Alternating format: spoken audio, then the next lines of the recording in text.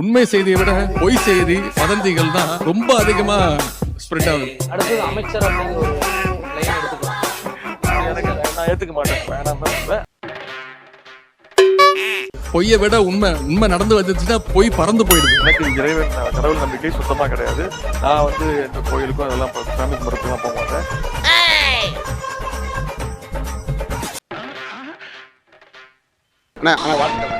இரண்டாவது முறையாக இளைஞருக்கு பொறுப்பு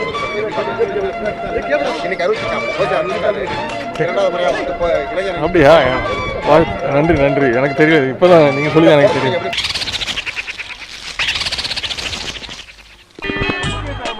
சினிமா செய்திகள் பாக்குறது இல்ல. நல்லா இருக்கு படம், ரொம்ப நல்லா இருக்கு. ஆனா நம்ம கிட்ட சொல்றதுக்கு உண்மை இருக்கு, கொள்கை இருக்கு, டேட்டா இருக்கு நம்ம கிட்ட. கண்டிப்பா இந்த நீட் தேர்வு திராவிட முன்னேற்ற கழக ஆட்சி வந்தவுடன் கண்டிப்பாக நீட் தேர்வு ரத்து செய்யப்படும்.